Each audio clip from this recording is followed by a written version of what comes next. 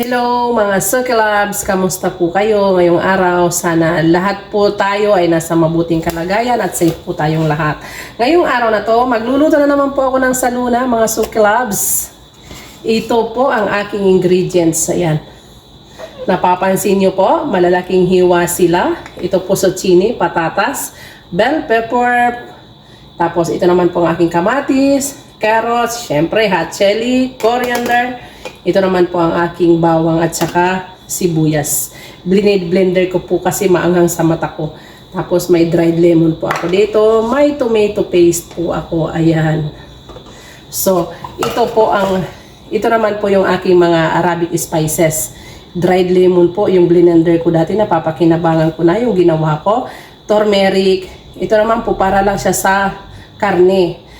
Spices din po siya, pero iba-iba po kasi ang spices. Meron sa manok, meron po sa karne. So ito po sa karne, may paminta, may asin, at syempre may maji po ako. At ito naman po ang karne ko. Yan, sa kambing po ito siya, sheep pala, sa sheep. Yan, ilalagay ko siya dito. And then ilalagay ko yung aking kamatis. Malinis naman po yung aking kamay, kaya okay lang na kamayin.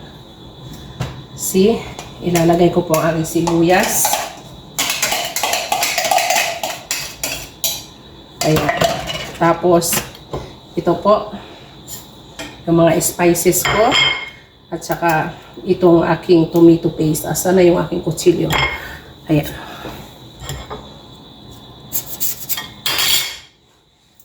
Yan. Lagyan ko lang siya ng konti. At saka yung aking cooking oil. Ayan.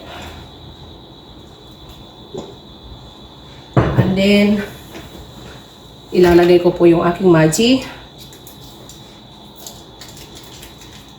Ayan.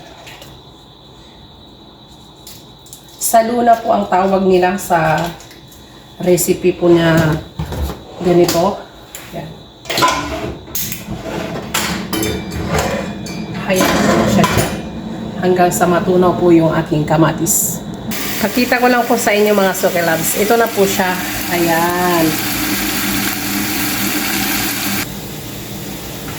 So, dahil nadurog na po yung kamatis ko at nasangkutsa ko na po siya ng maayos at naluto na rin yung spices niya na nilagay ko, ilalagay ko na po itong tubig para maisara ko na po itong pressure cooker ko.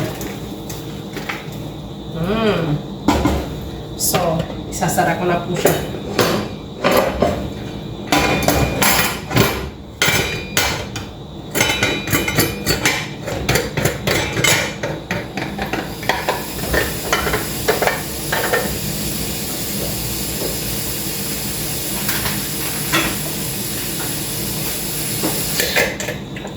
Kukuluin ko lang po siya mga 15 minutes hanggang sa maluto po yung karne bago ko ilagay yung gulay ko.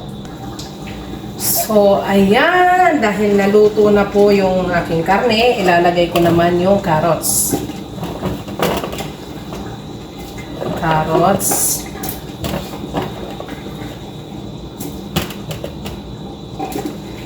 Tapos yung aking dried lemon. Isasara ko lang po siya ulit mga 5 minutes kasi yung carrots medyo matigas yan eh. Mahirap siyang lutuin. Ay hindi naman mahirap, pero medyo matigas siya kaysa sa mga ibang gulay na nilalagay ko. So ayan. Pakuluin ko lang siya ulit mga 5 minutes.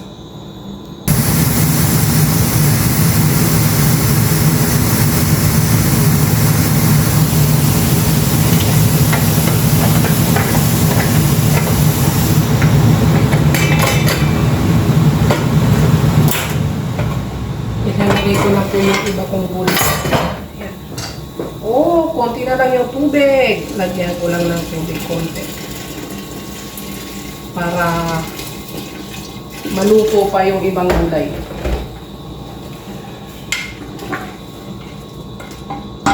Yun, ilalagay ko na po yung aking yung aking tawag dito, zucchini.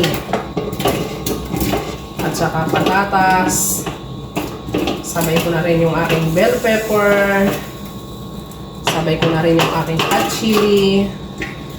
Tapos, meron po ako dito lentils. Ayan.